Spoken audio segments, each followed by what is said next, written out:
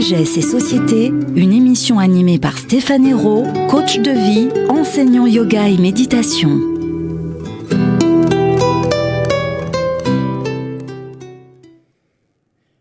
Chères auditrices et chers auditeurs, bonjour et bienvenue à Anne Pillon. C'est un honneur d'accueillir sur ce studio de Radio Médecine Douce pour cette émission Sagesse et Société une amie avant tout, Anne. Bonjour Anne. Bonjour Stéphane. Donc c'est toujours un plaisir de pouvoir partager des moments un temps ensemble autour de la sagesse et de toute la connaissance que tu partages aussi. Donc Anne, on va préciser ce que tu fais dans la vie. Donc d'abord fondatrice d'un restaurant qui s'appelle Essentiel Saveurs Crues à Montpellier. Donc on a eu le bonheur de se rencontrer aussi autour de cette connaissance de la méditation, de la respiration. Et on a eu l'occasion aussi de faire plusieurs programmes dans ton restaurant. Mais avant tout, tu es aussi thérapeute holistique en naturopathie et en alimentation vivante. Et le thème de notre émission aujourd'hui, ça va être l'alimentation vibratoire. Donc bienvenue. Merci Stéphane. Je suis vraiment très heureuse d'être ici et ravie de ton invitation. C'est vrai qu'on partage souvent des moments de sagesse lors de nos retraites. Donc aujourd'hui, eh bien, effectivement, j'avais envie de parler de ce sujet de l'alimentation vivante. Très bien. Donc pour me présenter, moi j'ai un parcours en fait où j'ai travaillé beaucoup dans les ressources humaines tout au long de ma vie.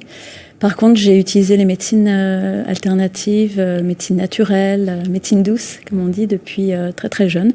Dès l'âge de 15 ans, je me suis passionnée pour la phytothérapie, l'aromathérapie, l'alimentation, enfin la médecine de la nature. Donc tout un parcours de vie où j'ai toujours soigné les personnes autour de moi, où j'ai toujours eu cet élan naturel d'aller vers les autres pour aider, effectivement, les soigner. C'est quelque chose, en fait, qui s'est un peu toujours fait malgré moi. Et voilà, j'ai beaucoup accompagné les personnes aussi en fin de vie, malades. Voilà. Donc c'est un long chemin, un long parcours, en fait, qui a été quelque chose de très, très riche, où j'ai sans cesse continué à me former, à apprendre aussi. J'ai fait beaucoup de stages moi-même. Donc voilà, et aujourd'hui, effectivement, je consulte en naturopathie, j'organise des retraites, des ateliers, des stages, en fait, régulièrement. Je suis sur Montpellier, voilà, mais je me déplace aussi. C'est vrai que lorsque je t'ai rencontré, tu as toujours montré cette passion avec beaucoup de professionnalisme. C'est ce que j'apprécie aussi lorsqu'on fait notre travail ensemble. Il y a beaucoup de professionnalisme et beaucoup d'attention que tu portes aux personnes. On sent vraiment l'amour que tu portes à cette personne que tu as en face de toi dans tes séances, mais aussi dans l'amour de ta passion de la naturopathie. Comment tu l'as rencontrée vraiment, cette passion? Comment elle t'est venue? Quels sont les déclics qui se sont produits pour toi pour t'amener? Parce que tu me disais déjà que très jeune, tu t'intéressais aux plantes sans forcément savoir à quoi avoir toute la connaissance qui était derrière. Donc comment cette passion t'est venue réellement? Mais pour être tout à fait honnête, je ne sais pas vraiment, en fait, parce que je me suis retrouvée, dès l'âge de 15 ans, en fait, à avoir envie de faire des mixtures, des potions. Tu vois, c'est quelque chose qui je n'étais pas du tout issue d'une famille autour de tout ça, donc j'utilisais l'argile, les plantes, je lisais beaucoup là-dessus. J'ai eu une période d'anorexie, en fait, aussi à l'âge de 15 ans. Donc j'ai eu une période où je ressentais que mon corps avait besoin d'arrêter de s'alimenter. C'est quelque chose d'un peu complexe, on pourra en parler, c'est pas le sujet. Non, mais c'est comment vrai tu l'as vécu, cette partie-là? À la fois assez agréable dans le corps, pour beaucoup plus de pureté, de légèreté, comme si je faisais un nettoyage un peu naturel, et en même temps beaucoup de douleur, parce que j'étais très en souffrance. Et souvent, les périodes d'anorexie, bien souvent, elles sont très liées à... J'ai eu une enfance quand même très, très lourde, très difficile. J'ai très vite été tournée vers la foi, la spiritualité. Je priais énormément, enfant. Énormément. Je priais 15-20 fois par jour, la prière toute petite, alors que c'est pas quelque chose qu'on m'a enseigné du tout. J'allais dans les églises, me recueillir. C'était pas présent dans ta cellule familiale? Absolument pas. J'avais pas des parents pratiquants, pas du tout. Ils allaient jamais à la messe. Ouais, non, mais je me suis orientée comme ça un peu seule, naturellement, mais guidée. Je dirais que j'étais guidée parce que y a rien eu en fait pour expliquer ça, en réalité. Je dirais. À part un espèce d'élan intérieur, mais très profond. Donc voilà, et puis je me suis passionnée de tout ça. Alors, sur ton chemin, comment tu passes d'un travail où c'était vraiment ressources humaines, vraiment le monde de l'entreprise, où tu as fait la bascule pour aller vers beaucoup plus ce milieu de la médecine naturelle? Quelle était la transition? Quelles ont été les prises de conscience? C'est toujours important de partager. Je dirais peut-être cette histoire de milieu de vie, de quarantaine, où tu as envie d'être encore plus juste avec toi-même, peut-être laisser des anciens schémas, pouvoir se réaliser pleinement. Je me réalisais au travers de mon travail, j'aidais l'humain, mais j'étais dans un cadre d'entreprise, avec tout ce qu'on connaît de l'entreprise, avec des schémas un petit peu, trop guidés, des indicateurs, des choses comme ça. Et c'est vrai que j'avais envie d'être purement dans l'humain, dans l'aide à l'humain, indépendant de cette dimension économique, en fait, qui est forcément orientée, qui quelque part manipule un peu les actions qu'on va avoir, même si on les fait de façon très noble. On a quand même une forme d'orientation. Donc j'avais envie d'accompagner l'humain et plus sur la santé, en fait, sur le corps. Parce que c'est vrai que je passe vraiment par le corps et par tout ce qui se passe dans le corps. Et c'est vrai que la naturopathie, pour ça, c'est magnifique. Même si j'inclus une démarche holistique et qu'on travaille beaucoup sur la méditation, sur la respiration, sur toute l'hygiène de vie qui va avec, l'environnement. Mais moi, vraiment, ma passion, c'est le corps, en fait. C'est tout ce qui se passe dans le corps, tout ce vivant, toute cette vibration. Voilà, c'est vraiment ça. Et du coup, cette transition, elle s'est faite à une époque où mes enfants étaient un peu grands, où je pouvais me permettre un peu de laisser des choses un peu rassurantes, matérielles, du domaine de la sécurité, matérielle, financière. Et je fais le grand saut, j'ai tout laissé tomber et je me suis orientée dans quelque chose, une nouvelle aventure, mais on va dire un peu sans filet, quoi. Voilà. Alors, tu travailles beaucoup sur l'alimentation vivante. Et là, on va parler de l'alimentation vibratoire. Et c'est vrai que lorsqu'on a abordé un peu le thème de cette émission, c'est vrai que ça me parlait énormément. Donc, en ce qui me concerne, tu sais que je travaille beaucoup avec les mantras, la sonorité, la vibration. C'est vrai que pour la plupart des personnes, les mantras, c'est considéré comme un son qu'on répète. Mais c'est beaucoup plus que cela. C'est vraiment qu'est-ce qui porte ce son. Donc, le mantra, il y a deux notions. Man, qui est la pensée. Tra, ce qui libère l'énergie, véhicule la pensée. Et le mantra, c'est vraiment cette puissance de vibration. Et toi, à travers justement ton parcours, à travers l'alimentation, tu parles aussi de l'importance de la vibration dans la nourriture. Tu parles pas simplement de l'importance de la nourriture vivante, mais tu vas un peu plus loin dans ta présentation et surtout dans le travail que tu fais avec les personnes. Est-ce que tu peux nous en parler un peu plus et rentrer dans cette dimension un peu plus holistique, comme tu le disais tout à l'heure? Oui, bien sûr. Oui. C'est vrai que c'est un grand sujet. C'est ma passion du moment. Mais je dirais que l'alimentation vivante, en fait, c'est quelque chose que on utilise couramment, plus couramment maintenant. Donc, mais effectivement, derrière tout ça, il faut aussi comprendre qu'est-ce que ça veut dire, alimentation vivante. Qu'est-ce que le vivant, en fait? Et en fait, on sait aujourd'hui, grâce à la physique quantique, grâce aussi maintenant à la médecine quantique, que tout est onde, tout est vibration dans l'univers, du macrocosme au microcosme. Le règne du vivant, que ce soit aussi bien l'être humain que les animaux, les végétaux, les minéraux, même les objets, on sait que tout est vibration, tout est onde vibratoire, dans les sons, dans les couleurs. Et donc, en fait, j'essaye, lors de mes enseignements, mes partages de connaissances, qu'on puisse revenir chacun à avoir une conscience du corps, de cette puissance du vivant qui est en nous, que chaque chose en nous, chaque cellule, aux plus petites cellules, elle est dans ce registre de mini-circuits, de vortex, de vivant.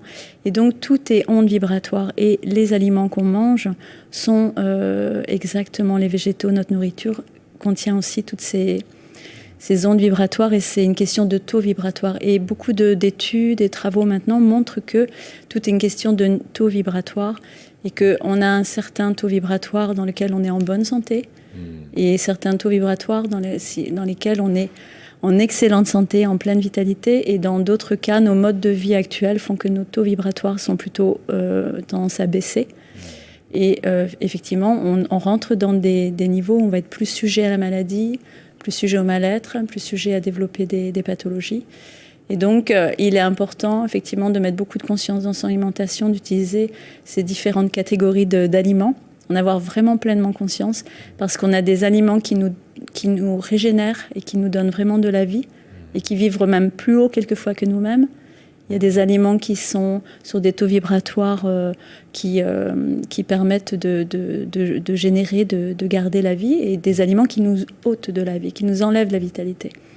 Donc c'est Edmond Bordeaux-Zekedic avait classé ces aliments en 4 catégories: les aliments biogéniques, les aliments bioactifs, les aliments biostatiques et les aliments biocidiques. Et Est-ce que tu peux nous éclairer un peu là-dessus, sur tous ces termes? Alors, les aliments biogéniques sont ceux qui génèrent de la vie, qui nous donnent de la vie, qui ont des taux vibratoires très élevés. On a les graines germées. Tu sais, la graine germée, c'est l'embryon, c'est le fœtus. C'est dans toute la splendeur de la vie, c'est le bourgeon. Il contient toute la vie, toute la naissance. Et voilà, ce serait comme le bébé ou le fœtus qui vient d'arriver au monde et qui est en pleine vitalité, en pleine possession de tout. Donc c'est ça, c'est la graine germée. Et ça, quand on les mange, elles nous donnent de la vie. C'est-à-dire qu'elles augmentent nos taux vibratoires. Intéressant. Ensuite, on a les aliments bioactifs qui vont favoriser la vie. D'accord. Ça n'en enlève pas, ça maintient, ça favorise, c'est parfait. Donc ça va être les fruits, les légumes frais. Ça va être donc ce qu'on appelle l'alimentation vivante, les produits non transformés. D'accord. Et qui sont physiologiques pour l'être humain, ceux qu'on peut manger tout de suite sans transformation. Parce que c'est vrai que dès qu'on a besoin de transformer pour pouvoir assimiler, autant se dire qu'il y a quelque chose qui n'est pas physiologique. Tu vois, par exemple, un grain de blé, on ne pourrait pas l'assimiler, le digérer. Oui, à l'état brut. Sans en faire de la farine, du pain, etc. Donc déjà, ça veut dire une chose, ça veut dire que forcément, il va être moins en lien avec nous-mêmes.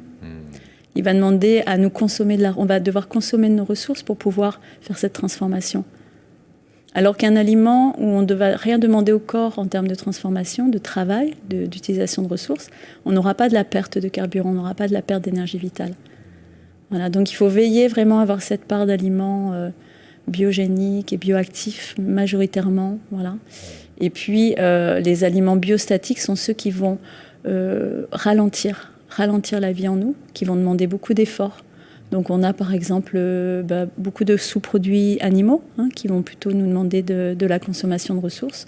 On va avoir les céréales, on va avoir les aliments en conserve, on va avoir les produits transformés, industriels en fait la plupart du temps. Et puis on a les aliments biocidiques et qui détruisent la vie en nous. Et ceux-ci, effectivement, ce sont tous ceux qui contiennent des additifs alimentaires, des produits chimiques, des pesticides, enfin toute l'industrie agroalimentaire, en fait, tous ces produits qui ne sont plus des aliments, en fait. Ceci tue la vie en nous, en réalité. Voilà. Donc, Et quand justement les personnes viennent te voir, Anne, donc dans quel état d'esprit elles sont? Qu'est-ce qu'elles cherchent en premier lieu? Alors elles cherchent un peu tout à la fois, parce que bien souvent, j'ai pas mal de cas de figure, mais j'ai beaucoup de personnes, en fait, ce qu'elles cherchent en premier lieu, c'est retrouver de la vitalité. Ça, j'ai toujours ce cas de figure. Des personnes qui ont des pathologies diagnostiquées ou pas, mais dans tous les cas, il y a une baisse de vitalité toujours. Une forme de mal-être, il y a des symptômes. Donc souvent, il y a des douleurs dans le corps ou des symptômes, mais il y a toujours de la fatigue, de la baisse de vitalité, et puis voilà, des symptômes qu'elles veulent régler. Donc c'est toujours autour de la santé et surtout de la vitalité. Voilà. Donc c'est vrai que je les accompagne sur le plan de l'alimentation, à l'aide des plantes médicinales, en fait, de pas mal d'outils. Je travaille aussi en radiesthésie, justement, sur les niveaux vibratoires. Alors justement, quels sont les outils que tu utilises la plupart du temps pour savoir quel est le taux vibratoire des aliments, ou peut-être cette notion de vibratoire? Est-ce qu'il y a des outils pratiques? Alors j'utilise une courbe en fait qui est celle de l'outil, l'échelle de Bovis, puisqu'on va mesurer le taux vibratoire en unité Bovis. D'accord. Et donc j'ai cette grille de lecture et le pendule en fait, et en radiesthésie je peux tester effectivement les aliments, et même au niveau des corps des personnes, de moi-même régulièrement je fais des tests. Et sur des aliments aussi, on voit à quel point aussi, selon la terre dans laquelle a poussé le légume ou l'arbre ou le fruit, son environnement, on va avoir une charge. Je ne parle pas de charge nutritionnelle parce que c'est mesuré aussi que la charge nutritionnelle est bien meilleure. Notamment, les charges nutritionnelles sont meilleures dans une tomate des années 50. Aujourd'hui, il faut à peu près 20 tomates d'aujourd'hui pour une tomate des années 50 en charge nutritionnelle, quand c'est pas plus, selon son origine. Et donc sur des qualités d'aliments, je vais tester le taux vibratoire. Effectivement, c'est incomparable. Voilà. Et au-delà même de savoir si l'aliment est bio ou pas, parce qu'évidemment, des aliments bio, mais des aliments bio qui poussent dans une terre dénutrie, qui contient peu de vivant aussi, va avoir un niveau vibratoire très très faible, très très bas.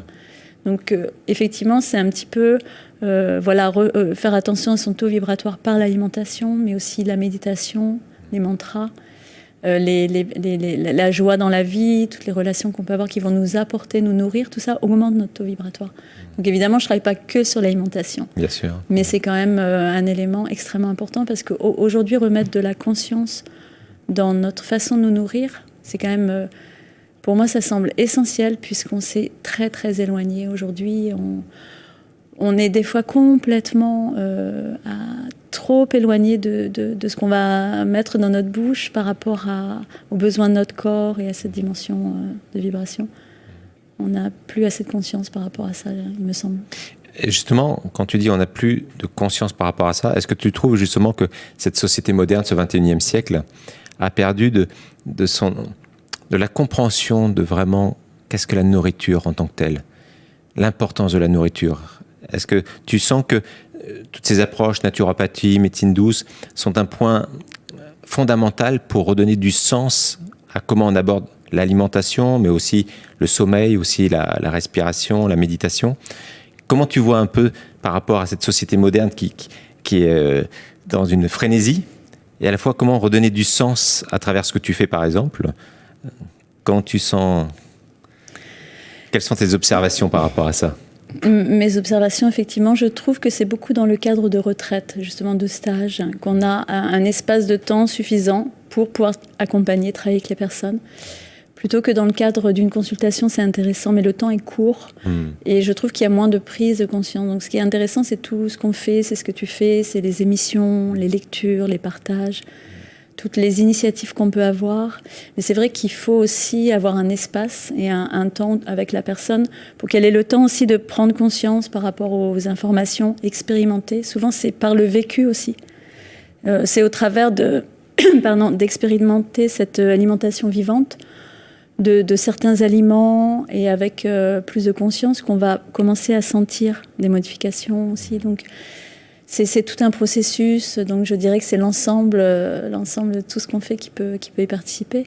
Mais c'est vrai que actuellement, par exemple, je trouve dommage qu'on rentre dans des schémas où on va dénaturer nos aliments, on va se nourrir d'aliments qui n'en sont pas en réalité, mais du tout pour le corps, qui peuvent être agréables au niveau gustatif, malgré tout, parce qu'il y a beaucoup de leurre, il y a beaucoup de produits qui sont mis dedans pour tronquer, en fait, au niveau de nos systèmes. Donc, on est assez leurré, en fait. Donc, il faut en avoir conscience. Et ensuite, on va réajouter des aliments type minéraux, vitamines, parce qu'ils sont tellement dénaturés qu'on va indiquer, par exemple, sur la boîte qu'on a mis de la vitamine A, B, K, du potassium, etc. Donc les personnes vont dire « Ah super, j'achète, c'est enrichi ». Mais c'est complètement aberrant quand on réfléchit. On n'a pas à remettre ce qu'on a enlevé. Et surtout, quand on le remet, c'est toujours des molécules de synthèse. Le corps n'en fait rien, ne reconnaît pas, c'est pas de la vie. En fait, le corps ne peut reconnaître que ce qui est vivant, ce qui est vibratoire. Il faut vraiment qu'il y ait ce mouvement de la vie, en fait. Et les minéraux, les végétaux contiennent cette vie parce qu'il y a toute une alchimie. Et ils sont les seuls à nous fournir les minéraux, les vitamines dont on a besoin pour le corps. On ne peut pas, nous, les extraire, les synthétiser et les remettre. Ça ne marche pas. Il n'y a aucune lecture pour le corps. Il n'en fait rien de tout ça. Alors, c'est intéressant parce que c'est un point important sur lequel tu es en train de mettre un peu plus de conscience dessus. C'est vrai que lorsqu'on t'achète un produit, tu as les ingrédients et puis tu vois les vitamines et tu as l'impression qu'en fin de compte, tu achètes quelque chose qui va te recharger. Mais en fin de compte, la question que tu es en train de mettre en évidence, c'est est-ce que ton système, lui, va les assimiler ? Est-ce que c'est assimilable ? Tu peux avoir telle vitamine B6, B12, peu importe, mais est-ce que tu vas pouvoir l'assimiler ? Donc ça, c'est important. On est aussi dans l'ère, on parle beaucoup du véganisme, du végétarisme, mais est-ce que des fois, ce véganisme et ce végétarisme, et pourtant c'est un végétarien qui parle, mais est-ce qu'on est quand même dans une démarche saine ou est-ce qu'on est, oui, on est végane, on est végétarien, mais à la fois, c'est beaucoup de produits de substituts, des produits aussi qui ont été transformés. C'est quand même assez important de porter notre attention là-dessus. Oui, notre démarche, mais est-ce que notre corps va l'assimiler et comment je vais l'assimiler ? Alors il y a des travaux vraiment qui montrent à quel point tout ce qui est rajouté comme ça, vraiment extrait de son système, en fait, dans la vie, tout est systémique, tout est système. On le voit dans une terre, en fait, tout marche ensemble. On a un biote intestinal qui est notre terre aussi, qui est notre système. Et en fait, c'est une forme d'alchimie dans l'ensemble du vivant, toutes ces bactéries qui nous composent, qui font qu'effectivement tout ça, ça marche bien ensemble. Voilà. On ne peut rien extraire, on ne peut rien dissocier. C'est un petit peu la problématique dans la médecine classique actuellement, c'est qu'on nous sépare, on est comme un saucisson en morceaux. Et en fait, dans le corps, ça ne marche pas comme ça. Tout est ensemble, tout est interrelié, tout est interactif.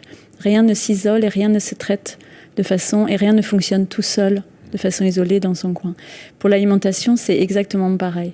Donc tout ce marché de compléments alimentaires qui sont complètement sortis de leur système, c'est évident que le corps, lui, ne va pas le reconnaître parce qu'il n'y a plus le côté dynamique vivant dedans, c'est mort. En fait, ça reste un produit mort. Ce qui est intéressant de parler au niveau de taux vibratoire, c'est qu'on peut avoir un taux vibratoire élevé jusqu'à ne plus avoir de vie. Quand il n'y a plus de vie, c'est comme un corps humain qui est mort. On pourrait remettre un cœur neuf, on saurait faire, remettre un cœur, remettre des poumons, refaire tous les organes. On ne repartirait pas, il n'y a rien à faire. Quand la vie a quitté en fait. C'est cette énergie vitale qui est subtile, qu'on va appeler le prana dans les traditions indiennes, qu'on va appeler le chi dans les traditions chinoises, qu'on va appeler l'énergie vitale. C'est cette chose qui est subtile, qui est à l'intérieur de ce qui est vivant et qui ne se trouve que dans la vie. Donc, si on imagine qu'on prend des gélules, je dis n'importe quoi, de fer, de n'importe quel complément alimentaire, ça n'a rien de vivant, c'est complètement mort, il n'y a plus rien dedans, il n'y a pas cette vie. Donc, il est clair qu'il y a probablement aussi peut-être un défaut d'assimilation, parce qu'on sait que la qualité de notre biote intestinal, qui est comme notre terre en fait, on doit la cultiver, on doit faire en sorte qu'elle contienne toutes les bactéries, tout le vivant, toute cette alchimie, tout ce système qui fait que tout va bien s'assimiler. Donc c'est vraiment cultiver sa terre, cultiver son jardin. Et à partir de là, en fait, on va vraiment permettre au corps de faire tous ces bons échanges. Voilà, donc... Prendre un temps d'écoute alors de ce corps. Hein. C'est vrai que je vois quand on fait nos retraites, je vois le temps que tu passes à communiquer, le fait de bien écouter ce qui se passe à l'intérieur de soi. Hein. Déjà, on a beaucoup de réponses à l'intérieur, mais est-ce que nous sommes à l'écoute de ces réponses ? Et donc ça, c'est vraiment un temps que tu passes d'une façon, je dirais, très privilégiée avec les personnes. Déjà, leur faire prendre conscience où ils en sont. Qu'est-ce qui se passe à l'intérieur pour les amener vraiment à considérer leur corps comme un jardin intérieur à entretenir et à maintenir une certaine diversité. Oui, c'est exactement ça. Et ce qui est très important aussi, c'est que chacun s'écoute avec jamais aucun jugement, aucune...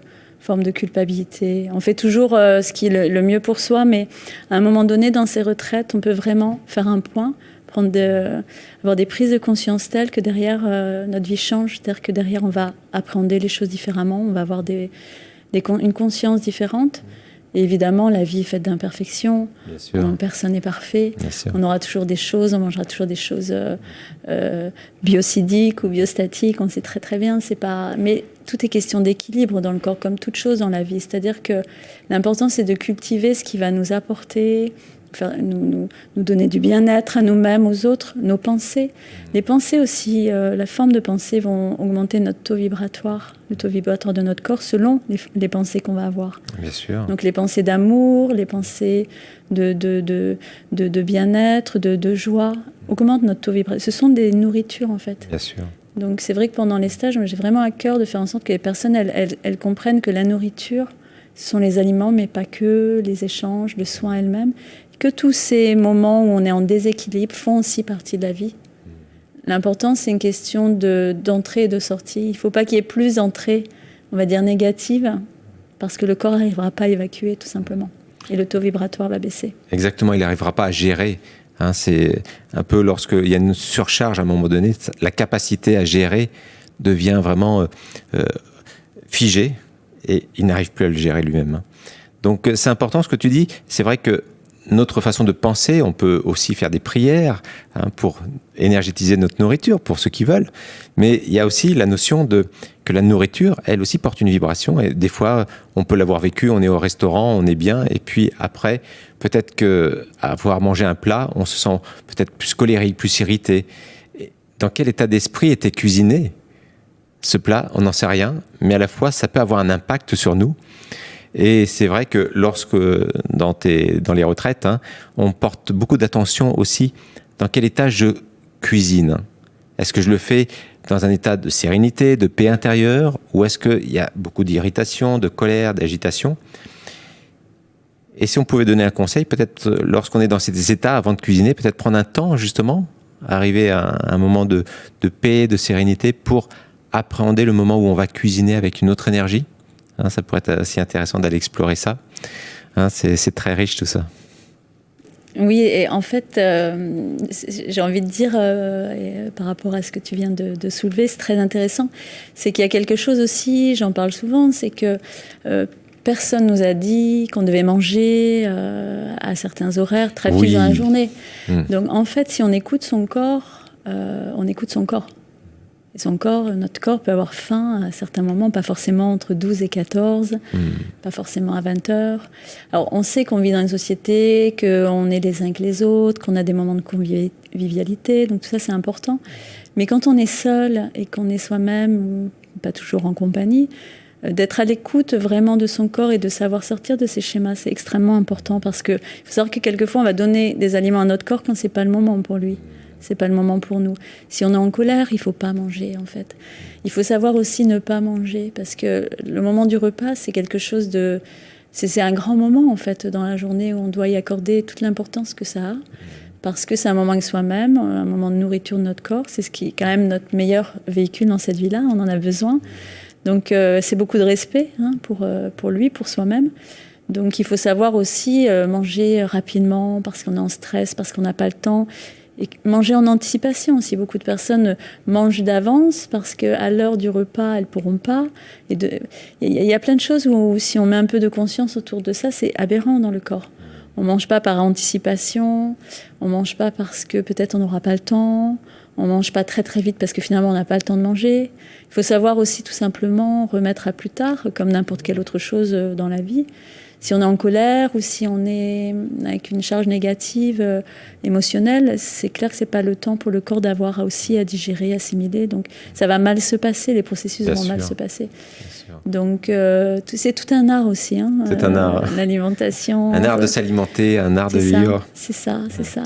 Alors, tu le sais certainement parce que depuis le temps qu'on passe du temps ensemble, mais c'est vrai que pour nos éditeurs, auditrices, peut-être une précision, c'est vrai que dans la science du yoga, on fait énormément attention sur la notion des narines.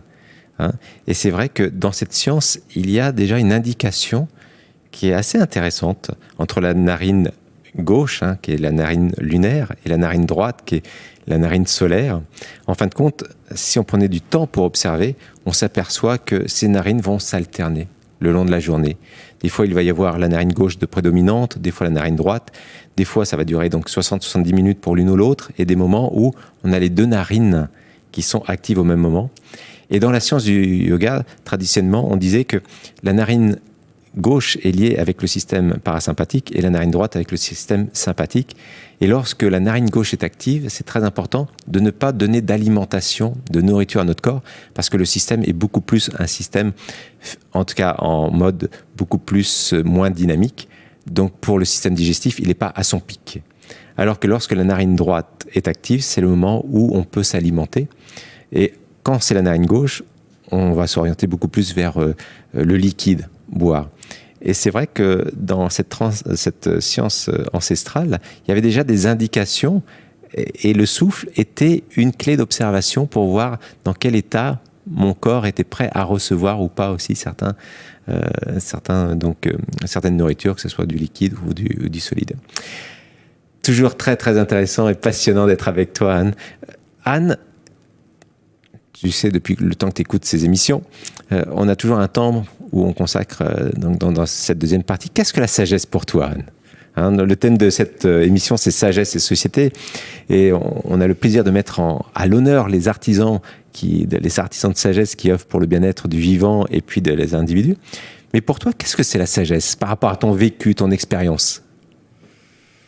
Écoute, tu m'aurais posé cette question il y a quelques années, je t'aurais sorti peut-être une grande théorie ou des grandes pensées comme ça.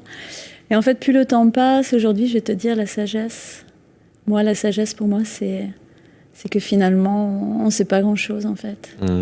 Pour moi, la plus grande sagesse, c'est vraiment à chaque instant de savoir que vraiment, on est tous riches de milliards de choses, mais que finalement, on a tout à découvrir. Tout est devant nous, en fait. Donc, la sagesse, c'est surtout de me dire que... J'essaye de régulièrement me dire que finalement, je sais très peu de choses. Très, très peu de choses. Que la vie est tellement magique et incroyable et nous apprend tellement de choses et on peut être qu'en gratitude, en admiration, que finalement, soi, qu'est-ce qu'on sait ? Vraiment pas grand-chose. Ça, c'est très, très... C'est un peu ma version de la sagesse. En fait. C'est arriver à cet état du magnifique « je ne sais pas ». Des fois, il y a un « je ne sais pas » qui est affreux, hein, « je ne sais pas ». Et un autre « je ne sais pas » qui est « je ne sais pas ». Hein, avec toute cette beauté en disant « je ne sais pas, mais par contre, je suis prêt à apprendre. Hein ». Magnifique, magnifique. C'est une belle définition, Anne. C'est toujours... voilà, cette profondeur et cette simplicité dans tes réponses qui font cette magie de nos échanges. En ce qui concerne, parce qu'on arrive bientôt à la fin de cette émission, si tu devais donner une clé aujourd'hui aux personnes qui nous écoutent, si tu devais leur partager une clé de sagesse, peut-être une clé qui, toi, t'a vraiment été un moteur peut-être dans ta vie, peut-être une clé essentielle à t'accompagner dans ta transformation ou peut-être dans ton évolution.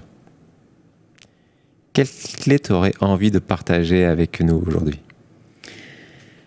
Alors c'est pareil, ça change beaucoup. Je vais te donner la clé dans ce moment dans lequel je suis. Je dirais qu'une clé de sagesse pour moi, c'est la vulnérabilité. C'est aussi d'accepter sa vulnérabilité. C'est-à-dire qu'on a une forme de vie aujourd'hui, on est beaucoup dans le contrôle, dans le maintien, on a beaucoup l'impression que c'est en maintenant les rênes, en tenant fort les rênes, en guidant sa vie, qu'on va s'en sortir, qu'on va y arriver, en étant très volontariste, en plein d'actions, très discipliné. Et je trouve que de lâcher un peu les rênes et de laisser et d'accepter de ne pas savoir, d'accepter d'être vulnérable. Je trouve que c'est quelque chose qui peut permettre du coup d'accueillir un peu ce qui se passe dans nos vies. Des fois, on a des très belles choses, des fois des choses un peu plus difficiles. Et d'accueillir, c'est déjà une première étape, puisqu'une fois que c'est accueilli, c'est là. Et après, on peut, ça y est, passer à autre chose, avancer.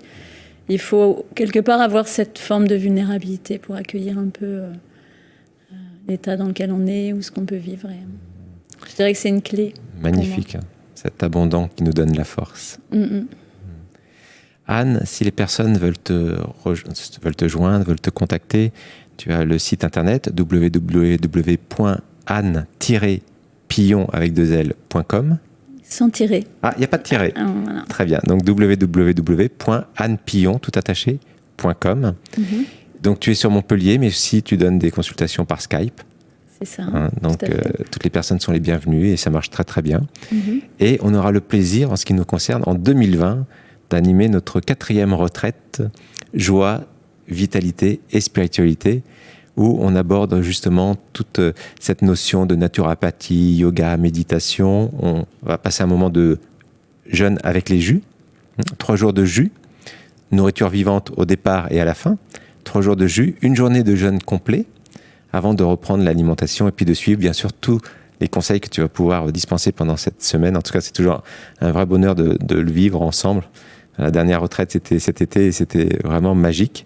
Alors, pour ceux qui sont intéressés, cette retraite a lieu en avril, du 5 au 10 avril, donc dans les Cévennes vertes, donc au domaine du Cossarel. Voilà, le domaine de Cossanel, qui est sur le Causse, en fait, au-dessus du cirque de Navacelles, qui est un magnifique cirque naturel, très très beau. Et on sera avec les Cossenards. C'est une ambiance... Que tu as été visiter récemment ? Il y a une semaine, en fait. C'est un magnifique lieu, très ressourçant, vraiment exempt de toute forme de pollution. On est vraiment en lien avec la nature, avec un couple charmant qui tient ce lieu. Enfin, qui s'appelle Marc et Nadège. Marc et Nadège. Super. Les Passeurs du Vent. Les Passeurs du Vent. Voilà, ils ont ce site, les Passeurs du Vent, et domaine du Cossanel. Voilà. Alors, sur ton SMS, tu m'as dit... On a l'impression d'être à l'autre bout du monde. Hein.